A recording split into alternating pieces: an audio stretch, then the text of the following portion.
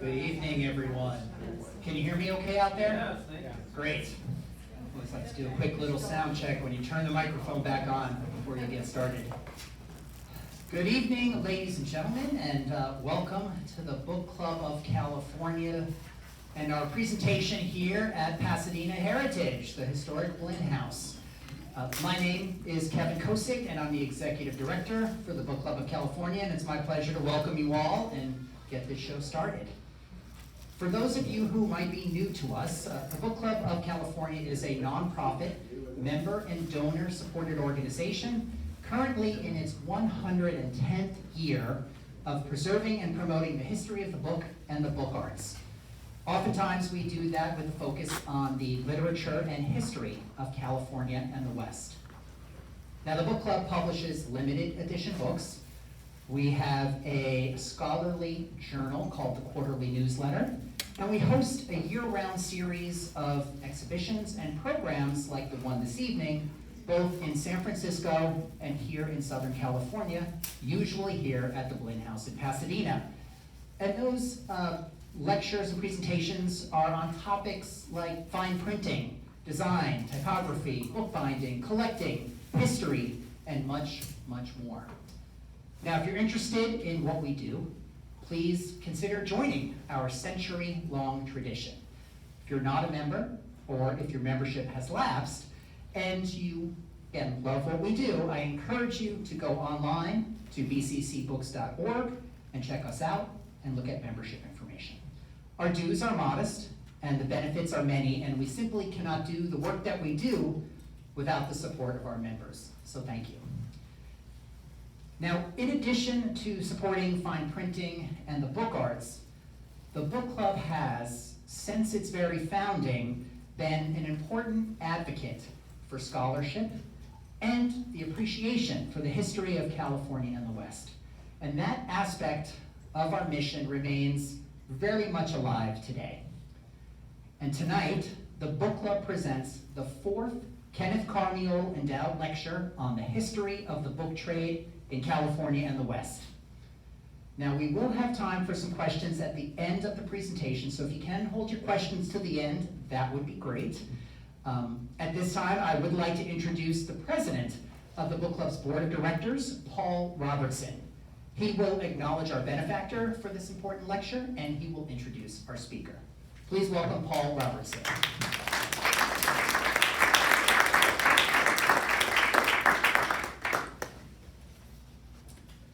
Thank you. Good evening, members and guests. I am Paul Robertson, the president of the Book Club of California.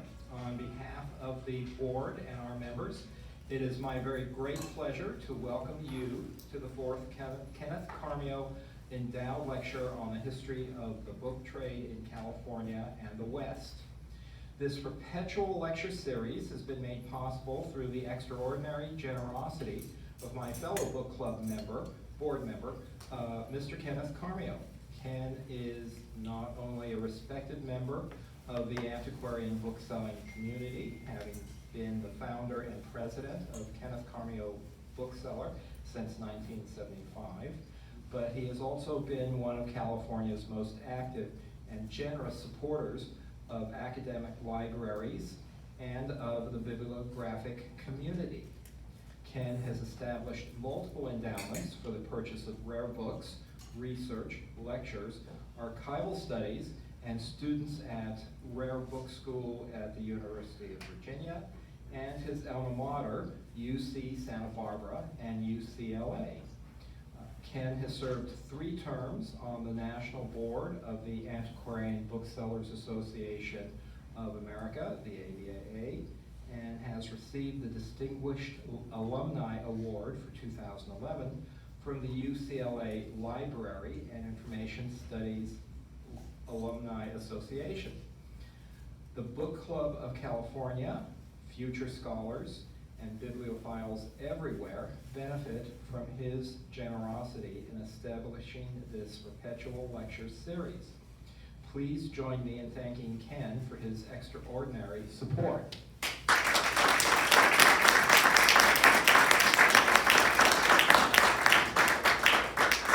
And now it is my great pleasure to introduce tonight's distinguished guest lecturer who will speak to us about the surprising legacy of Alice Parsons Millard, antiquarian bookseller and champion of beauty and taste. Charles Nelson Johnson is an accomplished lecturer, scholar, archivist, and librarian who has worked in the San Francisco Bay Area and in Southern California. He holds a bachelor's degree in history from the University of California, Santa Barbara, and a master's of library science degree from the University of California at Berkeley. Before becoming the founder and principal at History by Design in 2018, he was research library director at the Museum of Ventura County from 1989 through 2018. He has also served as managing editor of the Journal of Ventura County History and curator of the Edward C. Kimball Collections on Western Printing and Publishing at the California Historical Society, and a buyer and manager for Earthling Bookshop in Santa Barbara in the 1970s and 80s. Charles has written extensively and given lectures and presentations on booksellers, book publishing, collecting, and Southern California history with texts in Antiquarian Bookman's Weekly, Southern California Quarterly, and many well-known journals. His subject this evening is Southern California bookseller Alice Parsons Millard. Alice has been called one of the most important American booksellers of the 20th century, advising, teaching, and influencing such affluent disciples as William Andrews Clark, Templeton Crocker, Caroline Boeing Poole, and Estelle Doheny. Charles will discuss how Alice courageously maneuvered her way through the decidedly male-dominated trade in the 1920s and 30s, Europe and the United States. He will talk about her personal challenges, creative business innovations, and impact on numerous high-profile clients and her surprising California legacy. Please join me in giving a warm welcome to Charles Nelson Johnson.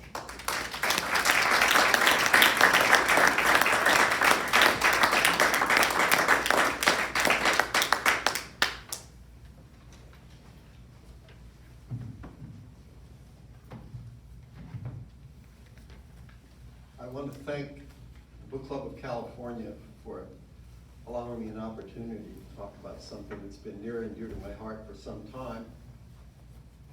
You can hear me okay? Yes.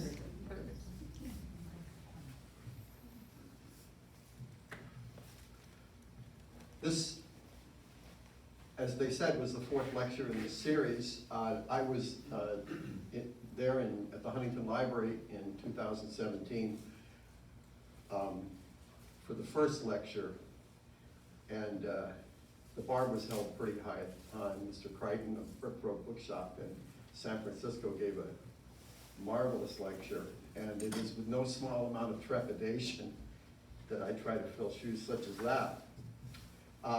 My lecture was supposed to start in 2020, and then we all know what happened then.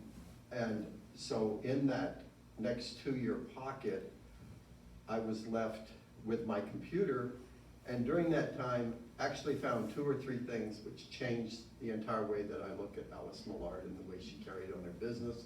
So at least for me, it was the way it was supposed to be. I would also like to thank Mr. Karmiole for remarkably supporting as specific a lecture series as something about the book trade. I don't know how many of us there are who are doing work in this area. I found 3 people that are working on, 2 other people that are working on Alice. But having been in the book business for 18 years and then going on to become a professional librarian, I can tell you that I never got over the experience, and so I've always considered myself a recovering bookseller. So for me, this is therapy, and I mean that in all sincerity. The very first time that I ever encountered Mrs. George Millard, because that's how Alice was referred to, and referred to herself that way often, was in an article that I wrote for Antiquarian Bookman in February of 1989. And the reason that I mention that is not to take credit, because you'll wonder, well, is this all they came up with in all that time?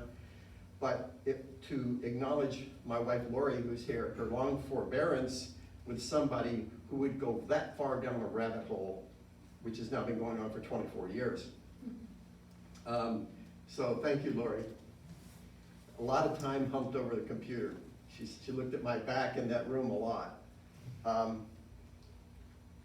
But I found some things, and as I've gone along, and Michelle Clune, who's here, and I will refer to her in a little bit, will know that there's no one place where you can find Alice Millard. In fact, it's pieces in the most interesting places, but the entirety of her collection, which is now at the Huntington Library, is essentially 2 banker's boxes, and they aren't full. This is for a life. So it's been remarkable where one has to go to do these things. Now, I'd like to be able to stand before you in this august group and say that my work on Alice Millard was the product of focused and organized research, but nothing would be further from the truth. In fact, I wasn't even looking for Alice. I was looking and was writing an article for AB about Karmiole books, which still exist in Santa Barbara to this day. And the way that I do it, one of my MOs, is to start with the directories, the business directories, when they still used to make business directories, and I would start with the name and the address, and I would work backwards. Well, I started in the 80s, working backwards, and I got to 1925.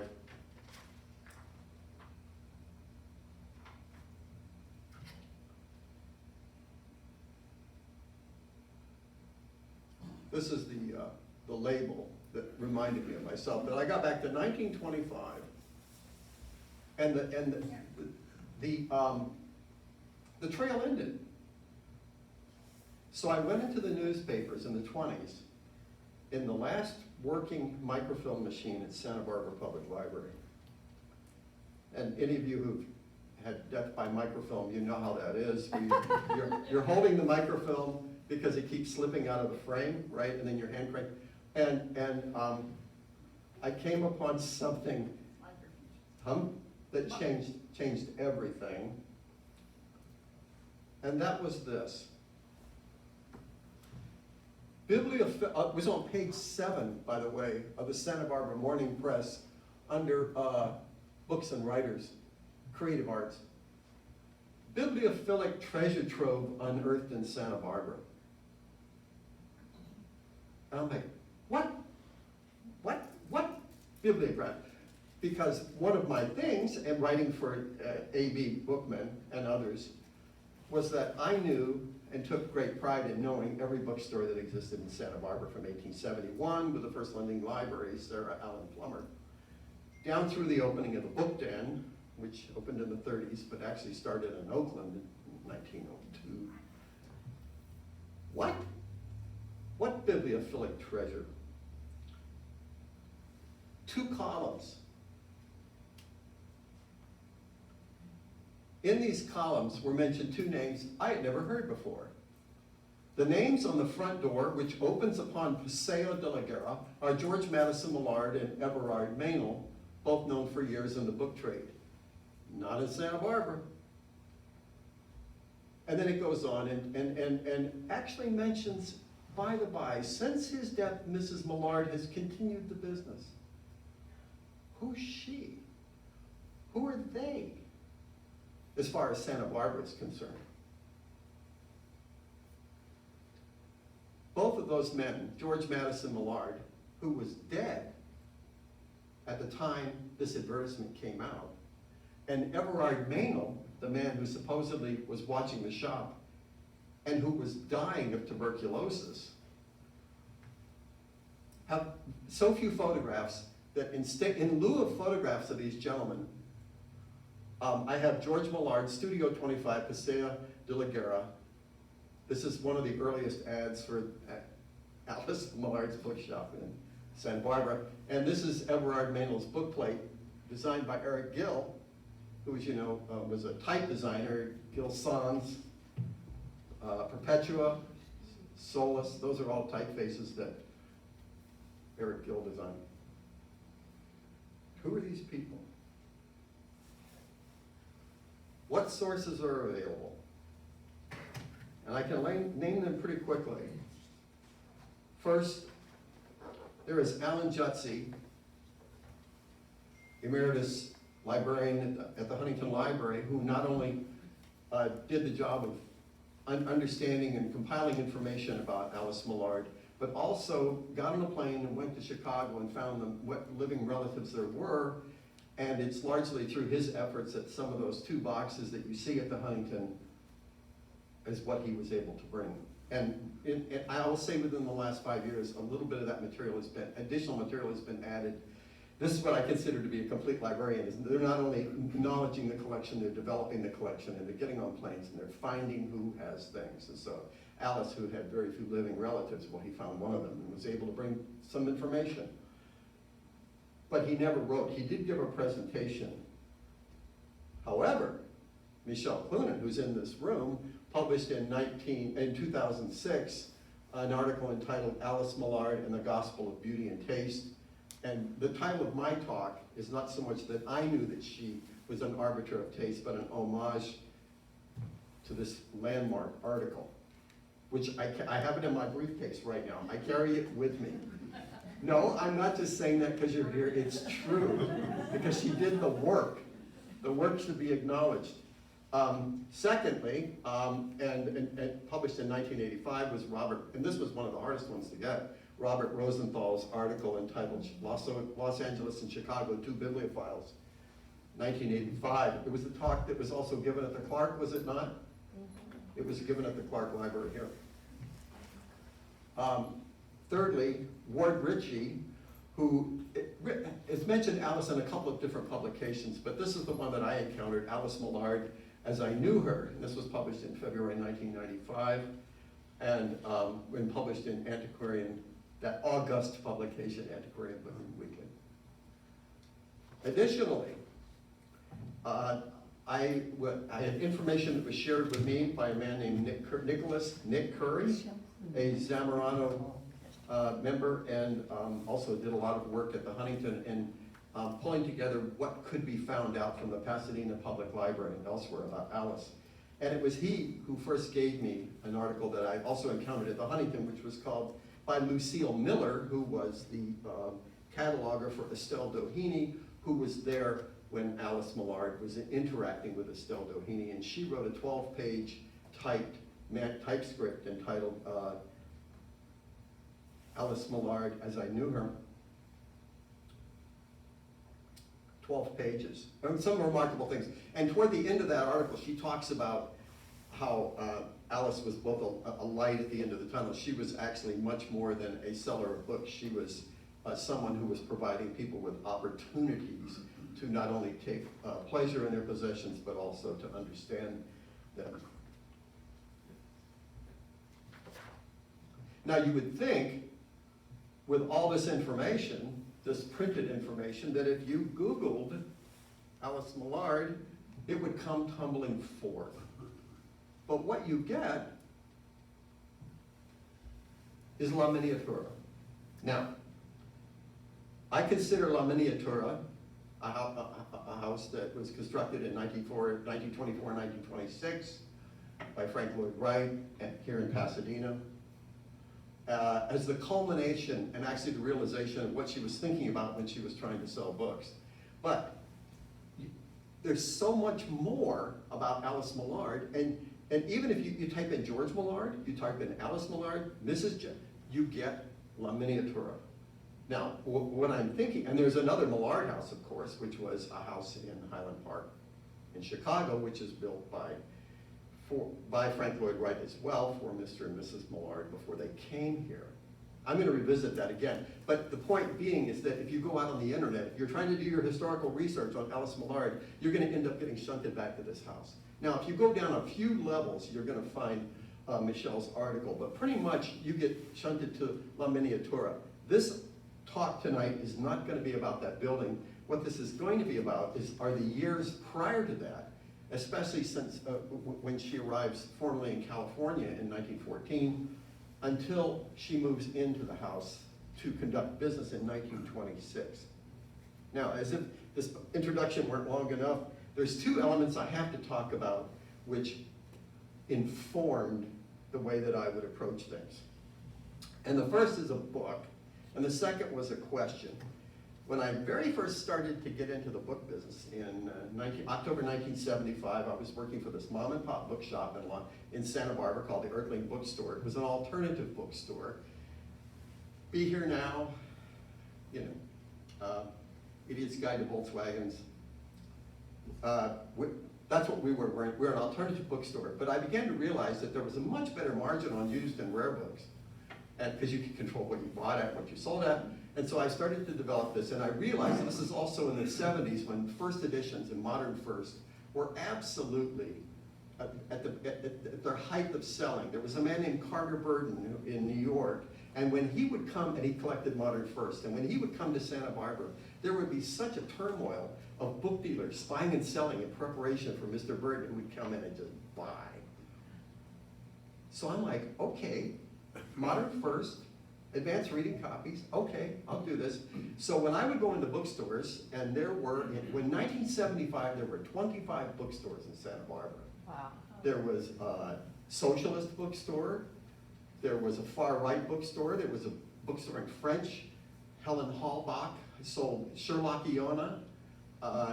Whitney Jens was selling Californiana, but he was also interested in the Confederacy. There were transportation. There were a lot of bookstores. I would go in every bookstore, and besides looking at the stock, I was more actually interested in what was right behind the book dealer. What are they looking at? Because I wanted to know, what are the reference sources? What are they using on a daily basis? And that's where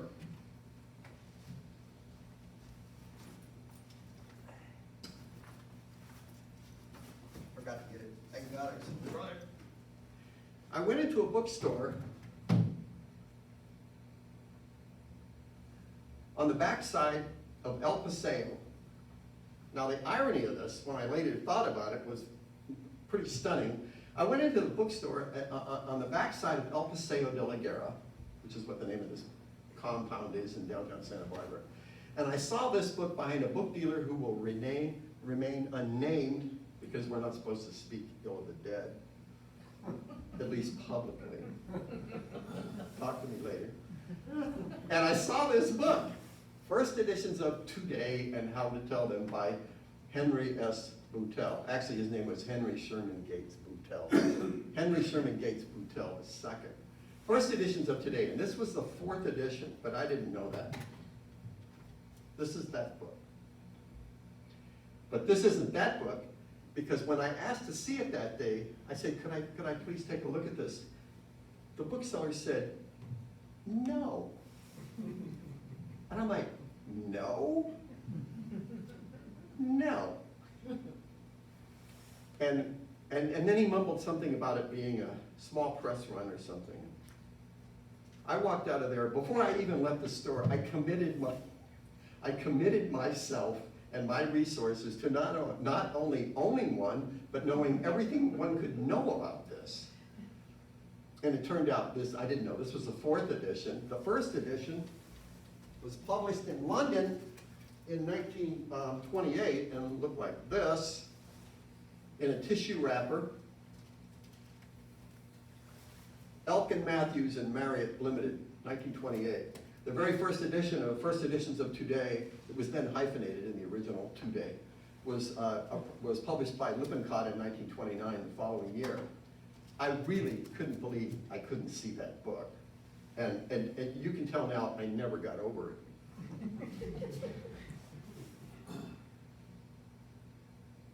The second thing, And this is where that bookstore was located. This is what El Paseo looks like, more or less, today.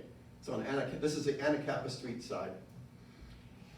I'll explain what El Paseo is in a little bit, but anyway, it was a book dealer in this office who denied me access to that book. And I think everything that followed, everything I'm doing here, is because he wouldn't let me see that book. Okay. The second thing was a question. When I was still at the California Historical Society, and there were lots of resources there, this is when it was on Pacific Heights at Jackson and Laguna, a remarkable structure and great collection. I was interested in books, so I was tracking down the history of the book den. And by the same token, I got back to a certain point, I think it was 1904 or 3, and I dead-ended. I couldn't find the name, and I couldn't find the books. I couldn't find the business. And the person who was standing next to me, named Gerald Bright, and it wasn't a librarian, I was just standing here that day, said to me, and I credit him now, why don't you check and see what was at that address the year before? Now, that made it seem like the simplest thing in the world to ask, but I wasn't thinking that way. I was thinking literally looking for the name of it. And what happened, honestly, in that moment, a whole bunch of things happened. And number one, I said, whoa, whoa, whoa, whoa. Because what I found was there was a stationery store that offered books at that location, the place before. So when did that bookstore actually start? Depends on what you call a bookstore. Is it the name of the owner? Is it the name of the store? Is it the location? Is it the stock?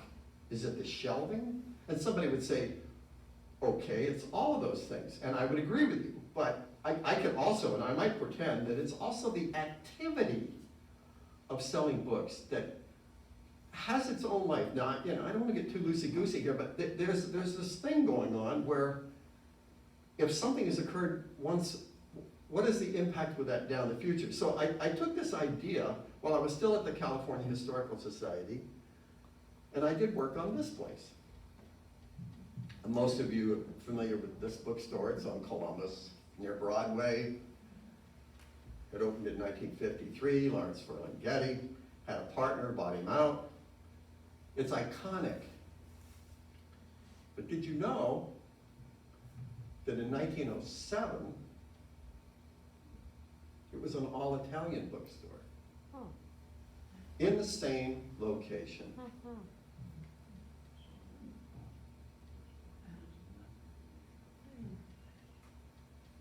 Something's going on there. So I called up, Mr. Ferlinghetti was still alive then, and this is like 1987. I called him up, I was all excited about this, and he was so blasé. And then I thought about it afterwards, and I'm like, of course he's a beat. He's not gonna react, he's too cool. Anyway, I think this is something, I think it was something. But then I started thinking about, well, what is a bookstore? It's like Jake Zaitlin's first bookstore was this little tiny place in the shadow of LA Public Library. And then it went to 6th Street and we had a fine design. And then he added Verbrugge to it and moved it to a big red barn on La Cienega. So what is that store? I mean, it's those locations and it's those people and it's the stock. It's all of those things. I had the opportunity, and I'm glad to recall it, that I met the Lou Epstein, who founded Pickwick Bookshop. I met him in a parking lot in Hollywood, and I had a wonderful conversation, but I ended up working in a Pickwick that became a B. Dalton many years later. So what is that bookstore? And he franchised, and then it went everywhere. Or you've got Dawson's. They started in downtown about Ernest Dawson starts in 1905, and they go through Booksellers Row, and then they end up in Larchmont, and now they're on Michael Dawson's cell phone, right? So, respect, that's how the business changes and how we connect people and buy and sell books. Anyway, so that's what happened from that one thing. What happened the year before? And I never forgot that, and actually that played into this.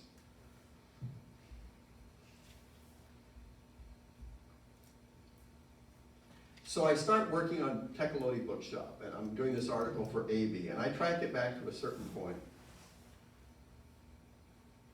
This is the article that I wrote. This is the cover of the article. in 1998, February. It was called Tecolotti, the Bookshop at the Sign of the Owl. I thought it was pretty interesting that they used an owl, and there was an owl in first editions of Today, published by this company in London. They had an owl as their, anyway. This photograph is El Paseo Courtyard in 1925, and where there are two women over here in the corner standing in that arch, that window is Alice Millard's bookshop. That window is also the window for Tecolotti Books. This is just when it starts up. So I'm tracking back, and this is the book plate from the man who started Tecolotti Books.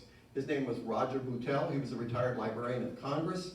When he was there, and he would come with his family to Santa Barbara in the 20s, he was a subject specialist in Spanish titles, which is how we end up with Tecolotti.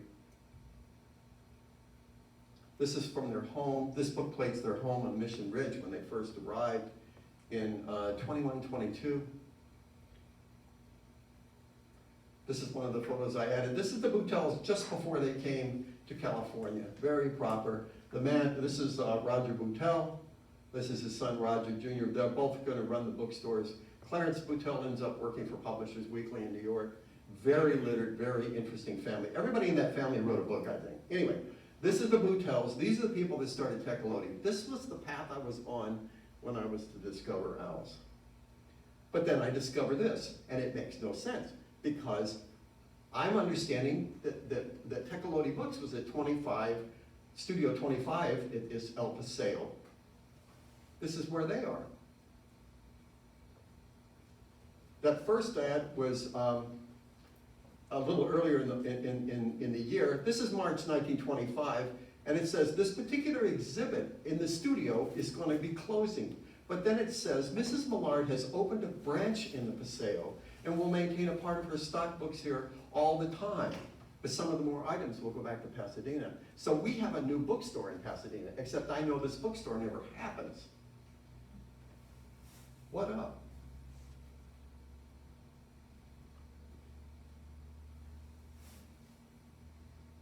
Bernard Rosenthal, when he's talking about two Chicagoans, actually three, who come from Chicago to Los Angeles, that is Irving Way and Mr. and Mrs. Millard. He says for a short time there was an affiliation. I think he's hedging his bets here because he didn't quite know what it was. There was an affiliation maintained an outlet in Santa Barbara by the daughter-in-law of Francis Meynell. Well, the daughter-in-law of Francis Meynell would have been Everard Meynell's wife.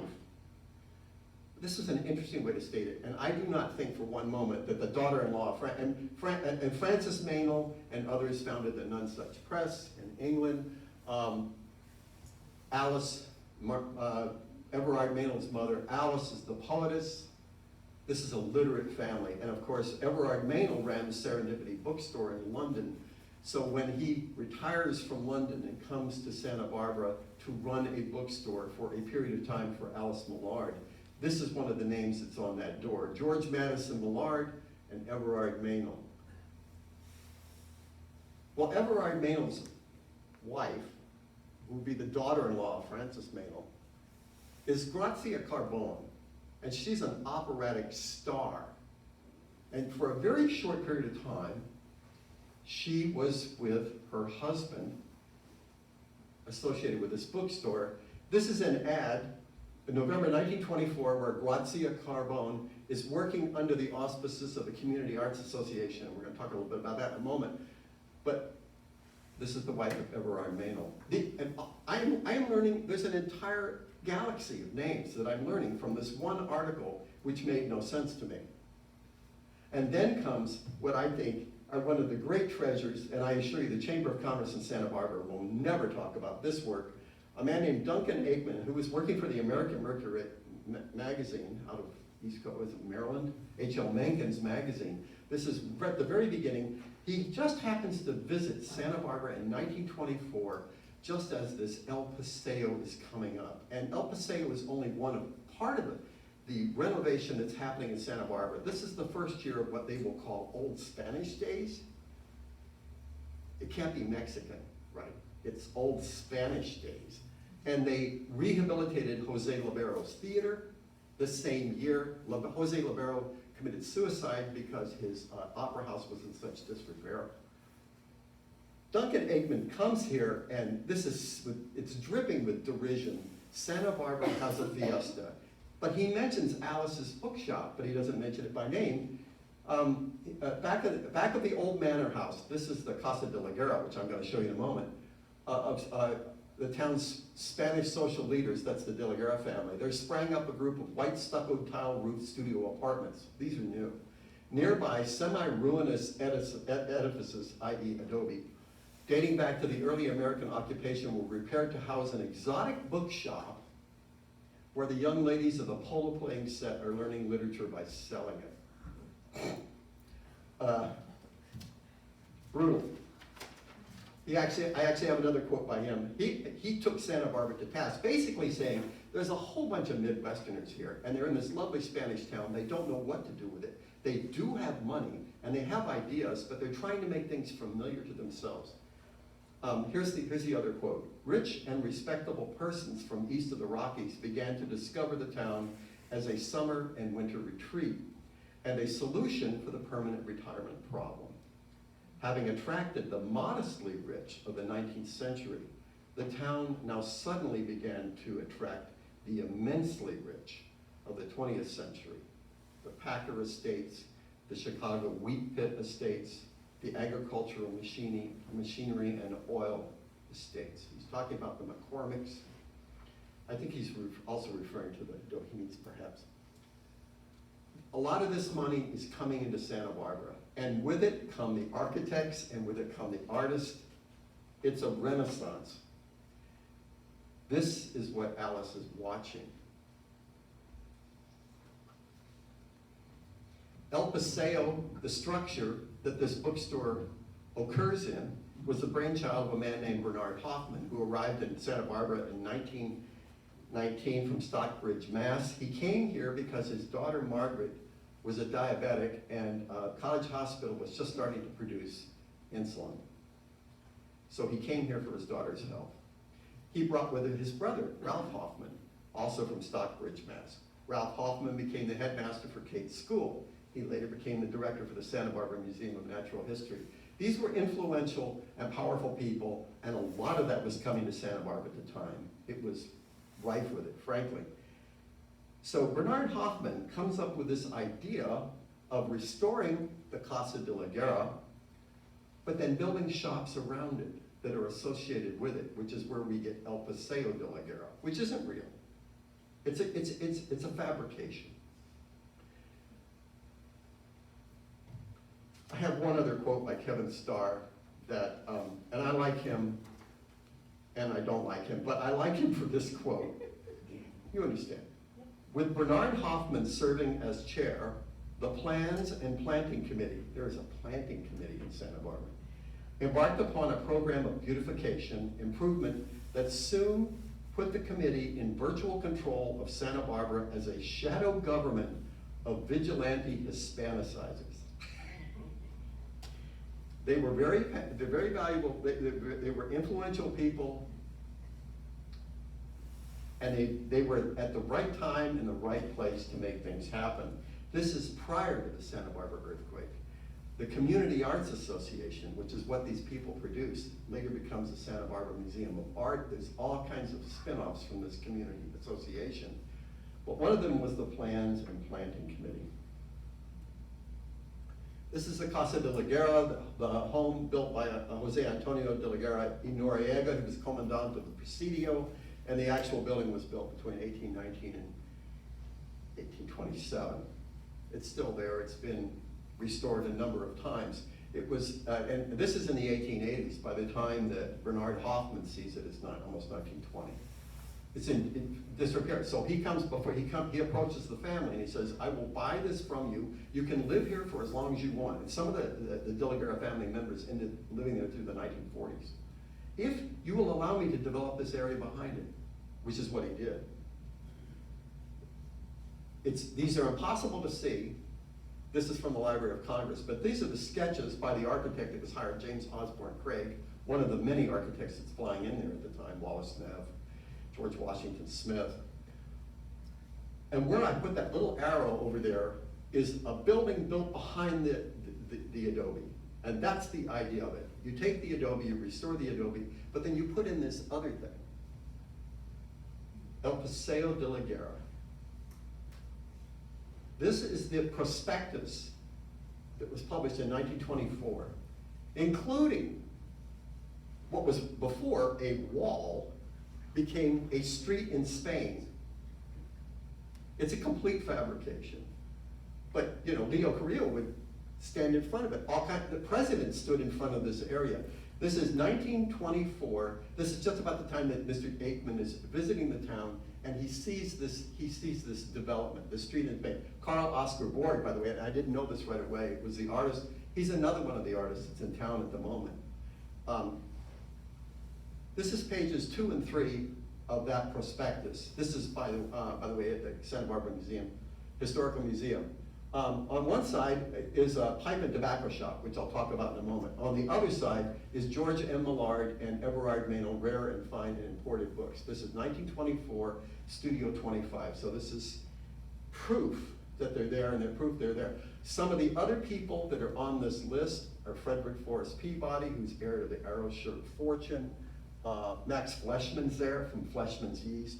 Pretty soon we will add Ed Boreen, and even, and not on this particular list, but within a year, Wallace Hebbard shows up, the man who ends up republishing Bancroft's History of California.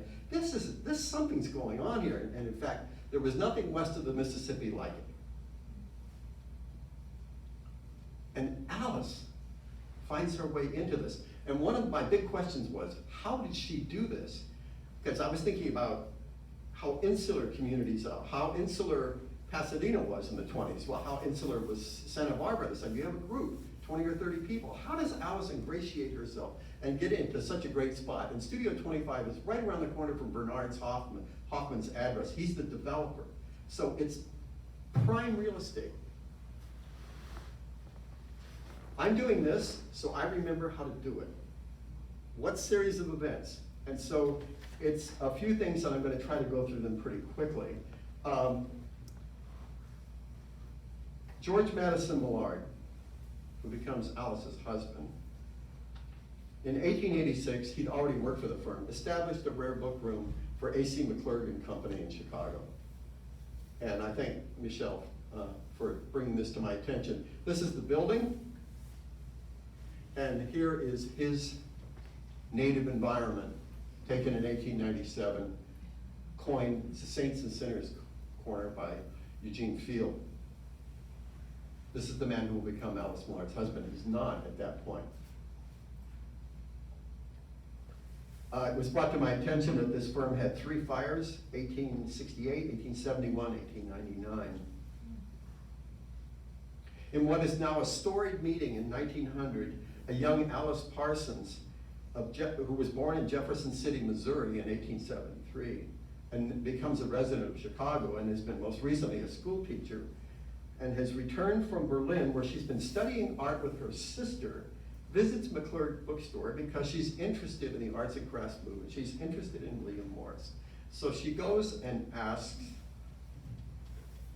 this gentleman, Mr. Millard, about a biography of William Morris. Well, not only is he familiar with the biography, because of his frequent trips to acquire rare books that you can see in this room,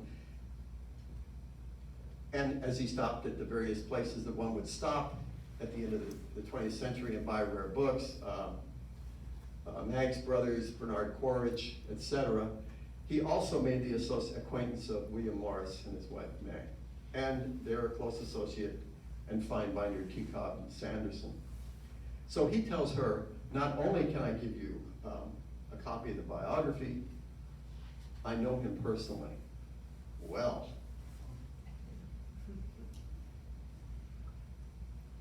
would you like to accompany me on perhaps my next book buying tour? And she went. And in 1901, they were married at St. Bride's Church in London. He was 27 years her senior. So let's just get that out there. She referred to him as my liege lord. 1904, they have a child, Roxana, who's born in their home in Highland Park. Alan's a Christian Scientist, and this is very interesting later on when she gets knee-deep selling religious books. There were complications with the delivery, and their daughter was born severely developmentally challenged. I think those are the best terms now we would use. And would forever remain so. In 1906, the Millards had a home built by their friend Frank Lloyd Wright in Highland Park. One of the search results you'll find is Millard House in Highland Park, 1906. About this time, George Millard is actually thinking about retiring. He's been in the business for a long time. And in 1909, Alice's mother, Emily Adelaide Parsons, moves to Los Angeles.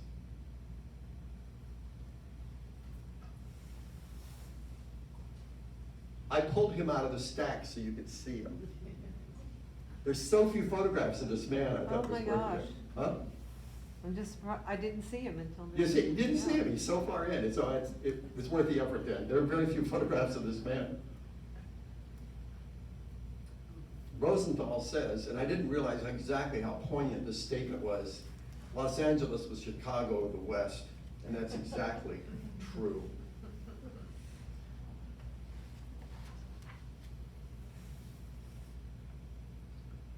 In 1910, this is the first mention I could find, a bookish Chicagoan is our visitor. And oh, by the way, his wife's with him. One of the things that I found this very telling, he said, one of these stores, and they visit lots of bookstores, one of these bookstores was the most booky bookstore I've ever been in, and he said that because there were nothing but books in it.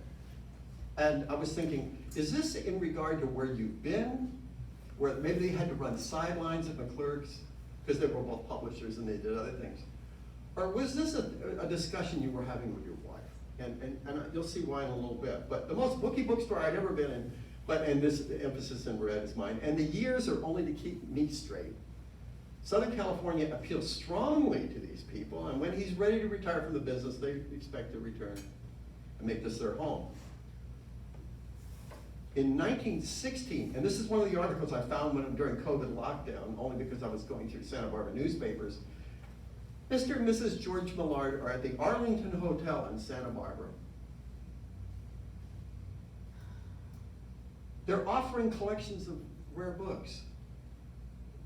What isn't said here is this is a trunk show.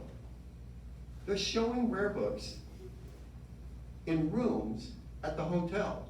Now, Alice takes this idea, and I was going to, before I found this, was going to give her credit after her husband's death for developing this idea. She was already sharing this with him. Now, he shared with her periodic visiting trips to Europe to acquire books. But she had these other ideas. Why not create a little sizzle? So they go to the Arlington and they offer books for sale. This is 1916. They do the same thing at the Biltmore in Los Angeles after she comes back from another one of her periodic buying trips, which she continued for the rest of her life.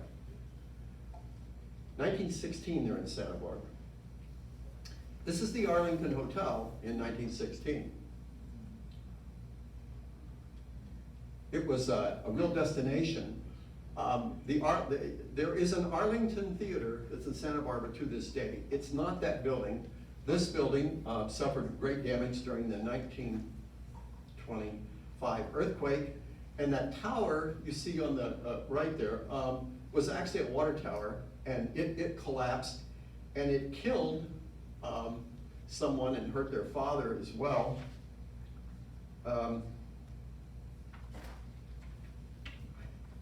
When I gave this talk in San Francisco, somebody texted me while I was talking and said, that's Bertram Hancock, the son of Alan Hancock, was the man who actually died when that water, this is Dr. Rennie, texted me and let me know that when that tower fell, that Bertram Hancock was the only person that was killed. Subsequent to that, there was a fire and then the building went, it was destroyed. So the Arlington Theater is on exactly the same site.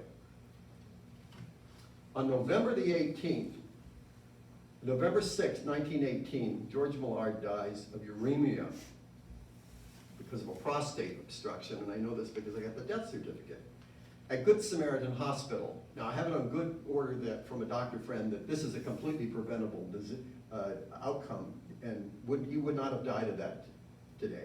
But he did on November the 6th, 1918. Alice Millard lives in South Pasadena on Highland Avenue. She has a house full of books, one room of which was dedicated to recreating Saints and Sinners Corner.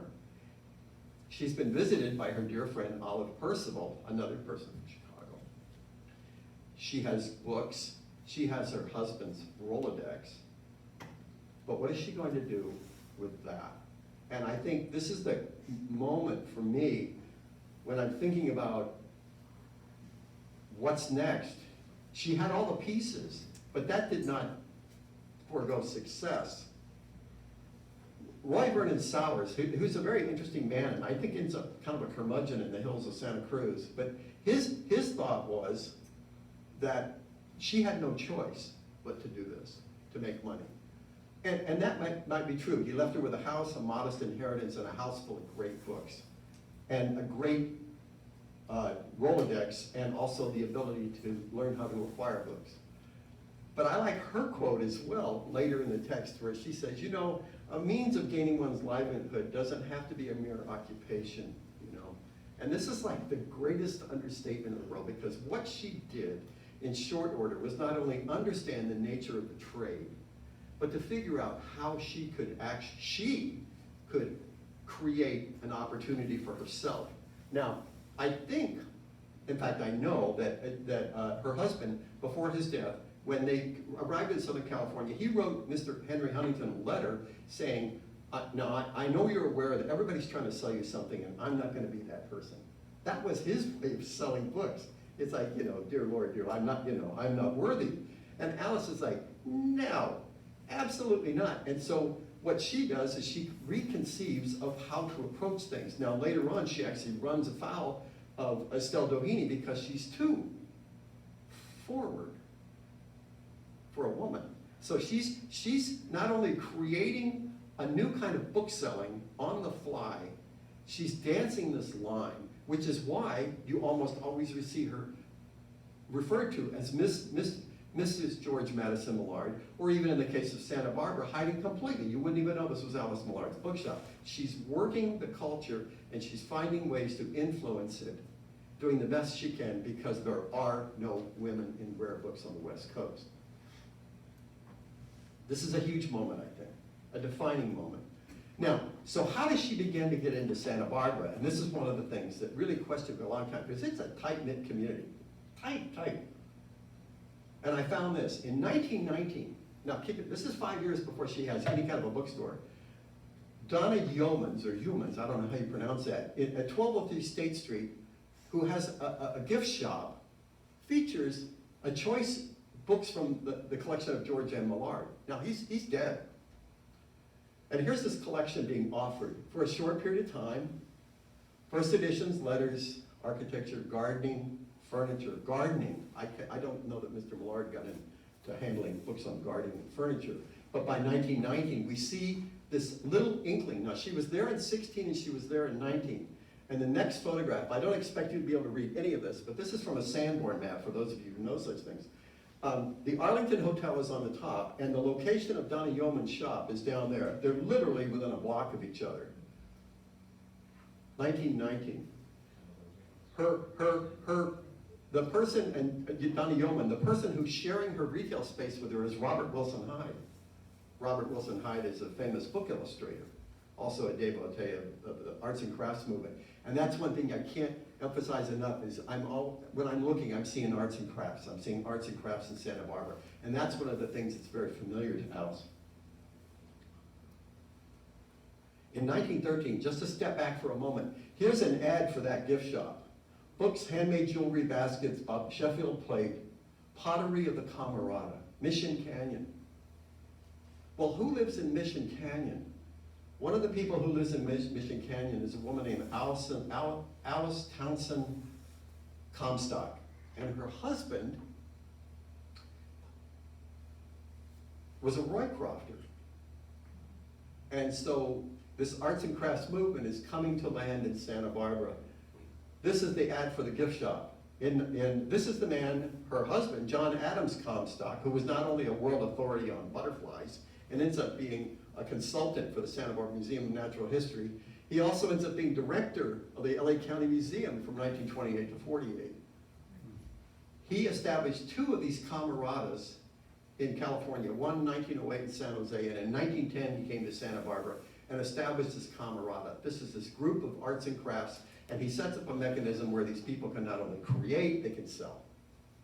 Donna Yeomans becomes a part of it. Alice finds this person. In 1912, he sells his interest.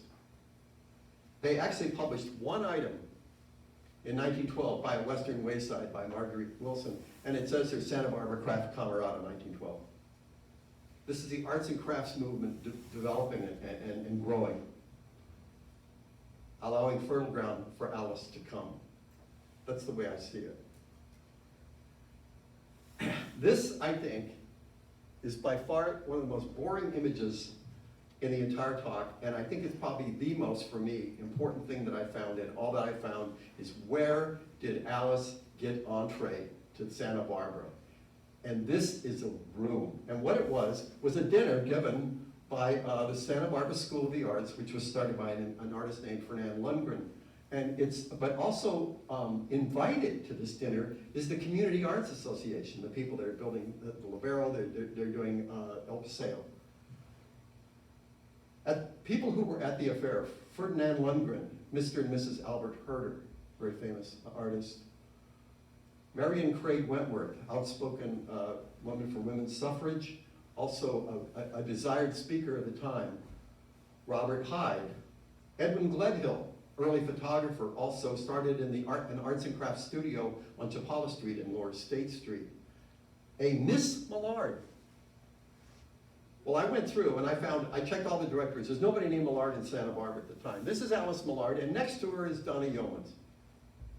Down the list, we also see Miss De La Guerra, one of the De La Guerras, Mr. Burkhart, he's an architect, Miss Pearl Chase, who ends up being the single most important person in redeveloping the face of Santa Barbara, and also Mrs. Comstock, the wife of the husband. This room is where Alice Millard lands in Santa Barbara and gets herself to a point where she can then sell wares, establish her presence there as Mrs. George Millard. So we're back to 1924 again. This is one of the lovely pamphlets that was at the time. And of course, we know about El Paseo and their location. The other thing that I wanted to show you was that this pipe and tobacco shop was where this retired librarian, Boutel, was working. So when this bookstore somehow leaves, and we'll talk about that in a moment, he's right there and he wants to establish a bookshop. It's proximity. They're about 30 feet apart. This is a map, bird's eye view. The original adobe is here. And this is the retail space that he builds around. Studio 25 is where Alice Millard starts, and it's that corner you saw in that photograph. 1924, this is a business directory, and it's the first time that Alice appears locally. And there's 2 things that are going on here. One at the top, Millard, Mrs. George M., Art Goods, Studio 25. Down at the bottom, Everard Maynell, Grazia, his wife, with Mrs. G.M. Millard at 935 San Andreas Street. That means H meaning home. Well, where's 935 San Andreas Street? This is 935 San Andreas Street. Myron Hunt. The man who actually built the house, John Hobart Peshin, was a Civil War veteran who married into the De La Guerra family. Had this house built in 1918. It's huge. This is a chapel for that. They have their own chapel. In fact, one of the ways that you can find this house is for this custom organ that was built just for this chapel. Alice is in here somewhere, as is Everard Maynell, as is his operatic wife, Grazia Carbone. This is rather theatrical, I think. I mean, it's just, it's big. She was shooting big. This is what it looks like today, and it's on a completely nondescript at the base of what they call TV Hill in Santa Barbara. It's a community church. In fact, they wouldn't let me in, which is beyond me.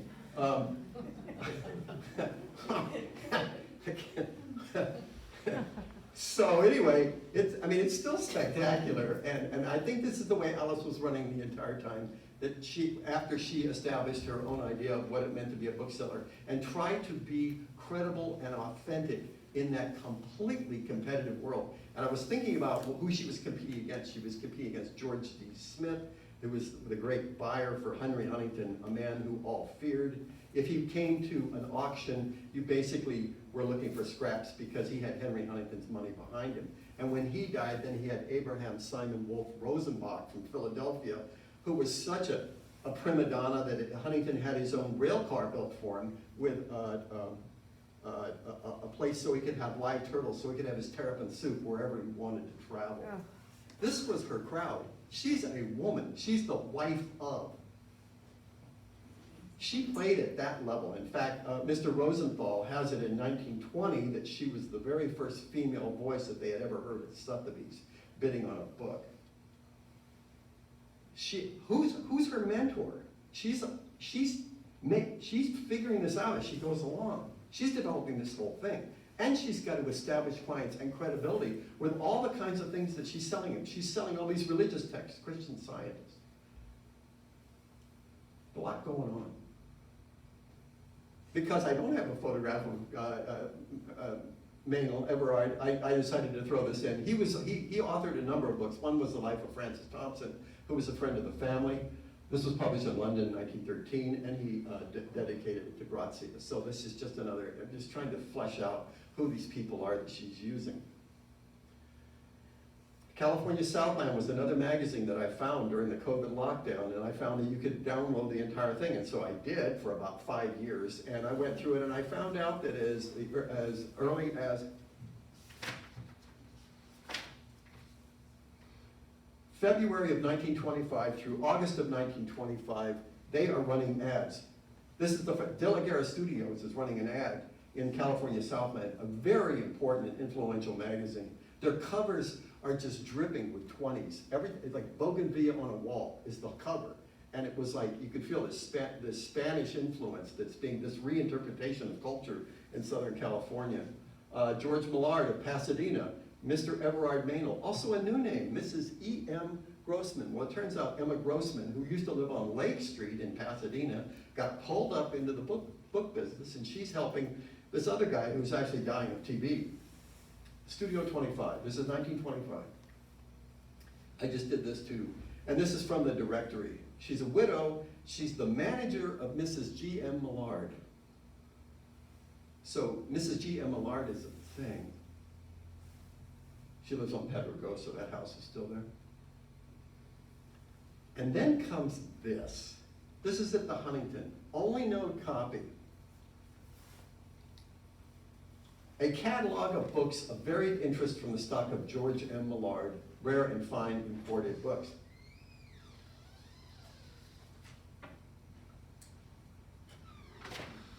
And what he says here, R.W. Douglas is a retired Canadian librarian. He's in Hollywood, 1925. That's the same year that El Paseo, George Madison Millard books. Well, what's going on here?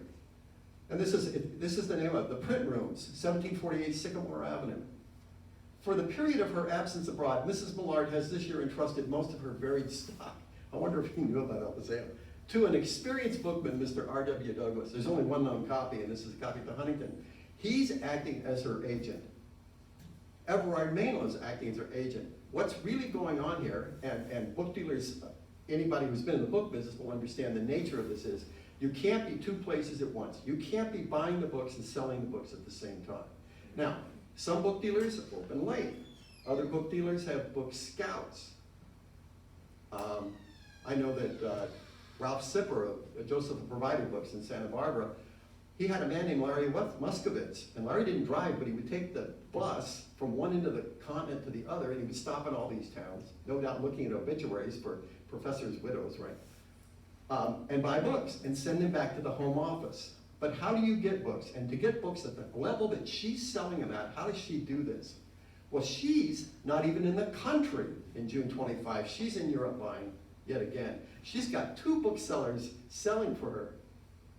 Smart, smart, smart, smart. She's running a book business without a place of business. Only known copy. The title of this book, too, we're going to see again, this pamphlet. In June 29th, 1925, is the Santa Barbara earthquake. This photograph is taken literally from the front door of Casa de la Guerra, looking across to what is now the Santa Barbara News Press building. In fact, it may have been then. This is a disaster set up during that year. Now, if you look at Tecolote Bookshop's website today, they will say, we were born from the rubble of the Santa Barbara earthquake. Well, that's not true, because El Paseo did just fine, they were just built. But that's the way they perceive themselves. What really happened, so one would say, oh, it was the Santa Barbara earthquake that caused Alice to close her shop, and that's how it happened. It didn't happen that way at all. And during the course of my studies, I was able to meet a man named Everard Meynell, still living, who's a sculptor in London. He's the grandson of Everard Meynell. And he was able to transcribe a letter, because he didn't want to sell it to me, or give it to me, but he did transcribe it. And it's remarkable in that it's a letter written from Everard to a Mother Ignatius, who's, I think, in New York. We are returning to England on July the 14th, not because of earthquakes. It seems I shall see America, I shall leave America without seeing you. He's leaving because he's dying. Transcription from Everard F. Meynell, who's a sculptor in London, outside of downtown London. He's saying there was lots of commotion, there's some deaths, but that's not why we're leaving because I have to return. He is dead by either December of 25 or January of 26. Mrs. Grossman from Lake Avenue in Pasadena runs the shop through August. So we have all the way to August of 1925, and in December of 1925, we have Tecolote Books. Now the interesting thing is, when Tecolote Books comes up, they have this really interesting stock full of Cobden Sanderson, Kelmscott Press. Where does a retired librarian of Congress come up with this? And then I start thinking about that question, what was there the year before? And it's like, what remained? The shelving? The stock? They changed the name. Tecolote Bookshops is also there in 1925. They also added a second room and had a lending library, which is what a lot of bookstores at the time were doing. They had lending libraries. So that's why they have Studio 26 as well as 25. In December of 1926, Tecolote Bookshop publishes their first catalog. I want you to look at the title. So I got onto WorldCat. Librarians don't know about this. It's the biggest bibliophilic combination of libraries and cataloging. There is no other publication with these titles. So the chances of this being a coincidence are zip. And I also know, being the control freak that she was, it's not, an attention to detail, that Mrs. Millard would have definitely had that title created. That's her title for Mr. Douglas. She's creating that title. They're creating that title. And they have fine and rare and interesting and unusual books.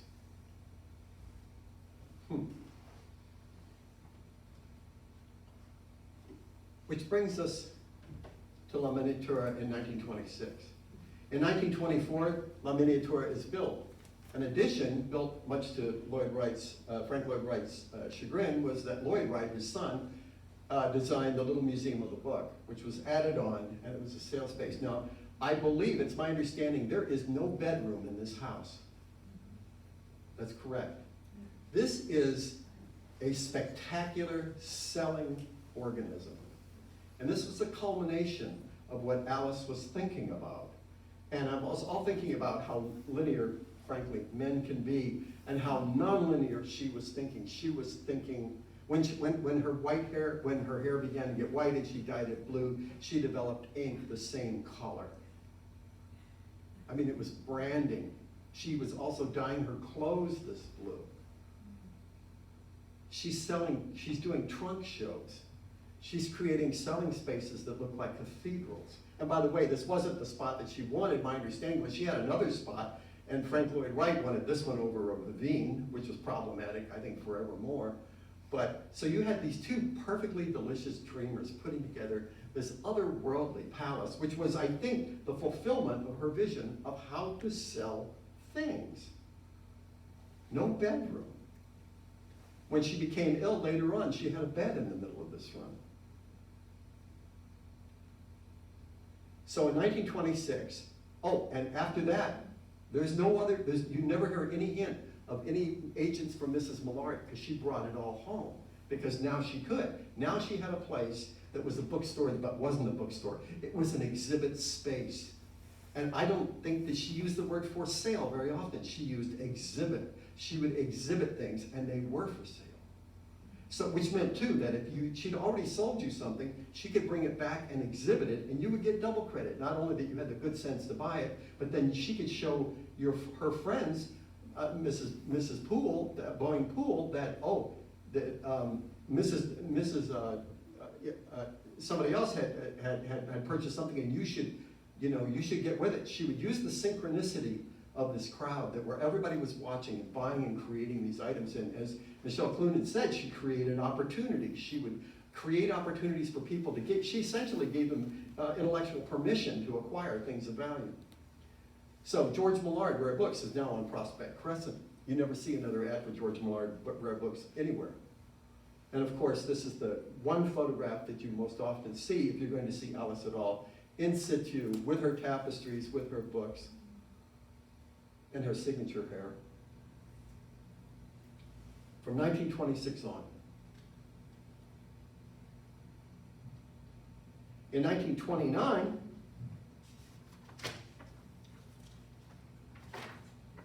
she has the first of some really signature exhibits. This was 53 works by William Morris and his Kelmscott Press, catalog printed by Frederick Young and Bruce McAllister. This is from my collection. Attention to detail. This is also from that exhibit. This is from the Huntington Library, showing her glass cases and her presentations. Sumptuous. In 1933, she published, not surprisingly, an exhibit of the works of T.J. Codman Sanderson, the binder. Catalog was printed by Ward Ritchie, one of 125 copies. Also from my collection. Ward Ritchie, in one of his articles, he talks about printing this, and in the middle of it, and apparently he made a mistake, some kind of a typo, and he took it back to Mrs. Millard, and he said, would this be acceptable to you? And she said, absolutely not. And so he went back to press and worked through the night. Well, what else happened that night? The Long Beach earthquake happened that night. And so he had a choice. He could abandon his shaking house, but then he would have to confront Alice Millard. So he kept printing. And by sunup, as he recalls, he had the 125 corrected copies, which was all that she would accept. It either had to be the best or it didn't happen. In 1936, William Blake exhibit, and this was from one of her clients, Lessing Rosenwald, loaned largely. The collection was from his work, artwork of William Blake. An exhibition. Not sales, exhibition. This is an undated photograph from the Huntington Library's collection, but there's right here, there are these pen scratches, and if you look at it, what she says is, Mrs. Doheny case is on the left wall, and what she's doing is she's making sure that one of her clients is well represented within this exhibit, and I can guarantee you that there were other items there that were for sale. So it's this interesting combination of things owned and not owned, but she's not just selling things, she's creating environments, and she's also showing you how something that fine would be exhibited. One of my favorites. In fact, I wasn't going to use this, and then one day, after I'd got, combined all these materials, and then I saw this thing at the bottom, it said sold. And then I looked further, and everything is numbered. This is sales. She's selling furniture, but she's arranging it at La Miniatura in a way that you can see how it might be used. She's creating environments. There is nothing she's not thinking about. Presentation, authentic, and perhaps these are materials and from makers that no one's been familiar with before. She's giving you permission to use this material, and this is how you would use it. In July 1938, Mrs. Millard dies of cancer after earlier in the year having been part of an automobile accident at 61st, I think, in Figueroa. The car she was in, she wasn't driving, crashed. She was actually in 3 car crashes in her life. But when she went to the doctor, they found out that she had cancer, and she was dead shortly thereafter. That same year, and by the way, the estate was settled extremely rapidly to the disgust of many of her friends, such that they started to buy up materials that were offered for sale. And in 1939, there was an exhibit, The Evolution of the Book, at the Huntington Library with the support of Robert Shadd, who was a librarian, honoring Mrs. Millard. It was called The Evolution of the Book. One of her very first exhibits at La Miniatura was called The Evolution of the Book. So what they were trying to do is to keep her name alive because of what she had meant to the people in the community, and this is how they did it. That catalog, by the way, is quite rare as well. That same year in 1938, Roger Boutell published a pamphlet, which is a talk that he gave called Books, a talk by the Tecolote Bookshop. He does not mention Mrs. Millard. I can't explain that. But nonetheless, it's an interesting indication of this bookstore that goes on at the same time that Mrs. Millard has passed away. Tecolote Bookstore remains in El Paseo in a number of places. Bing, bing, bing, bing. They go through all the way to 1970. That's the last time they leave El Paseo. This was once, this location here, which is one of their last, became the bookstore of Whitney Jens, who was a Santa Barbara book dealer. I only mention this because the store went on for a long time. In 1970, it was sold and was cast to the wind. There was one in Scottsdale, Arizona. There was another one, I think, in Goleta. But finally, by 1970, by 1990, it's found a home at where it is today on East Valley Road. Now, it's in Montecito, Oprah, Harry and Meghan. It's a Tony community, and I can tell you that this is exactly the kind of clientele that Alice Millard would have liked to work with. So I find it interesting that they say, arising from the rubble of the disastrous 25 earthquake in Santa Barbara. Because from my way of thinking, reminding you again of this confluence in 1925, I think they should track it back a little bit further to what I consider to be bookseller royalty. Thank you.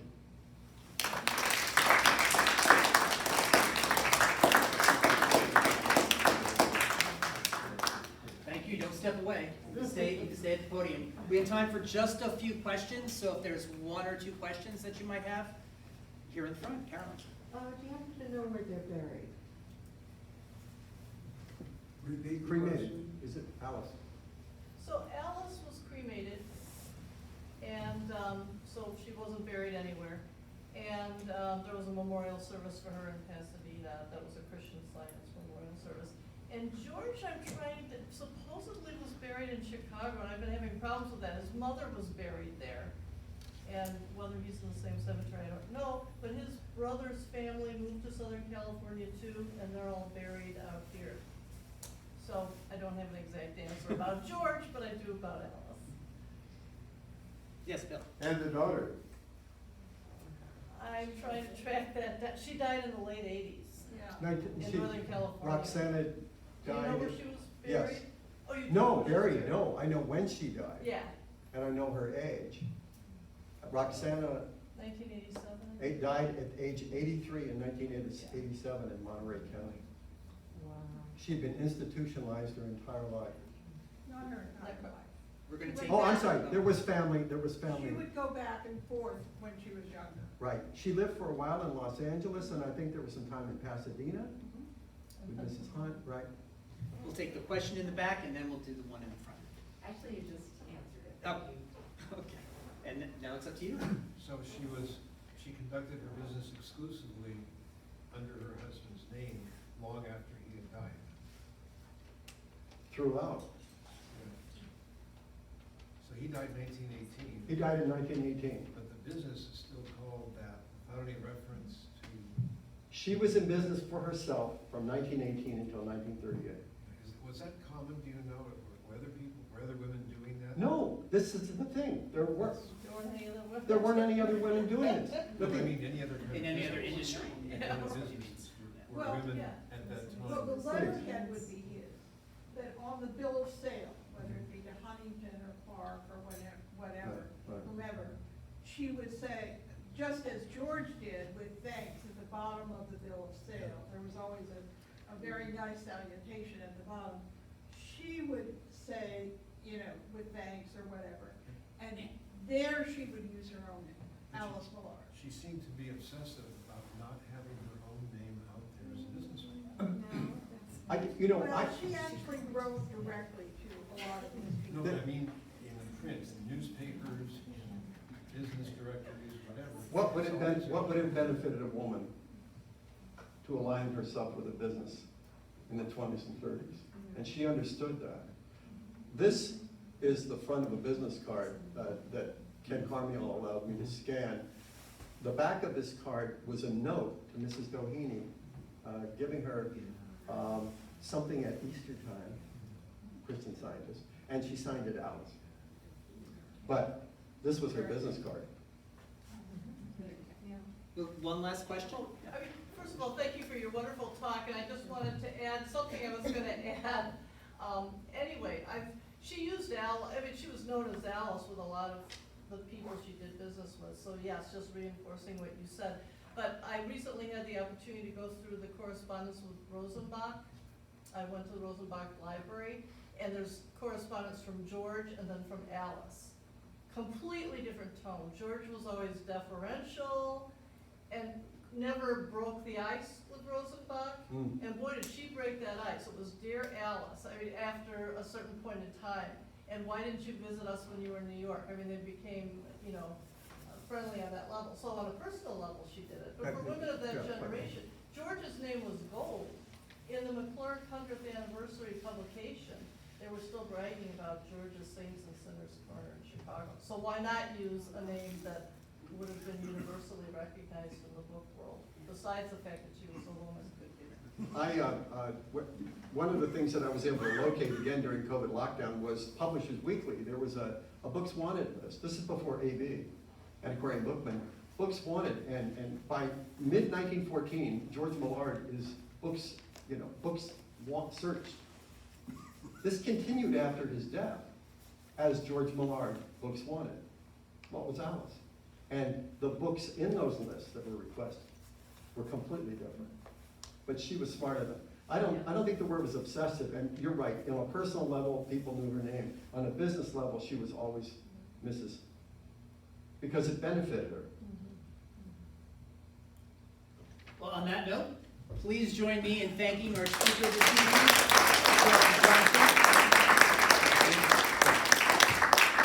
And thank you for attending this Book Club of California presentation tonight. Really appreciate having you all here. It's great to see so many people in the room.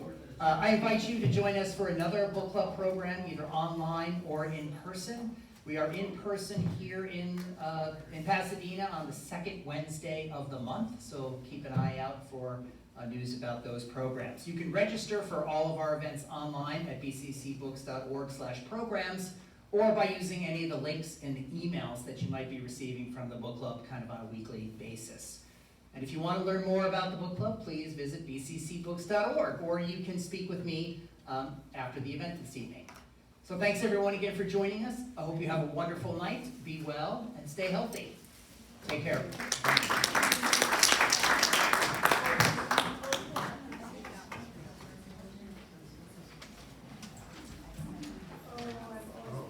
I wanted to say hello. I don't know if you remember, but I'm here to borrow your card.